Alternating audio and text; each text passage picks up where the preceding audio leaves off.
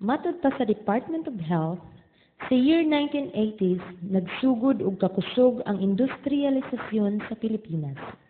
Ug sabay ni ana, ang dili pod mapugnan nga pagdaghan sa atong populasyon. Tungod niini, nag-anam pod og kataas ang demand sa tubig imnonon.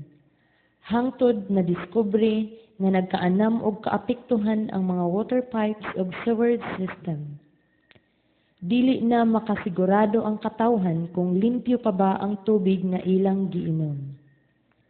Hangtod na matikdan nga daghan ang nitunga nga mga sakit gikan sa kahugaw nga tubig sama sa diarrhea, typhoid fever ug uban pa. Naay nangamatay tungod sa sakit nga nakuha sa tubig. Ang hugaw sa tubig nakuha tungod ra pod sa pag-usik-usik ug pag-abuso sa mga tawo.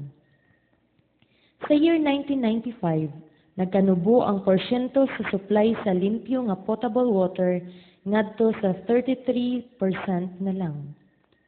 Ang shortage sa supply sa potable water maoy naghatag og ideas sa mga tawo nga maghimo og magamit og binotilya nga tubig.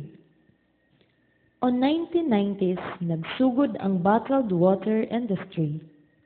Ang binotilya nga tubig maoy gitawag nga health drink tungod nagtuo sila nga kung mao kini ang ilang imnon, ilang malikayan ang sakit nga pwede nilang makuha sa hugaw nga tubig. Middle of the 90s, gipaila ang water refilling stations dili lamang sa Metro Manila kundi sa nagkalahi-lahi nga probinsya hangtod naabot kini sa 12 sobra 8,000 ka water refilling stations sa tibuok Pilipinas. Dinhi mismo sa probinsya sa Dinagat Islands, natukod ang usa ka mineral water refilling station nga gipanag-iyahan sa Water Apps Producers Cooperative. Kini na-organize tungod sa maayong panghuna-huna sa atong Robinian International President sa Ruben M. Eclayo III.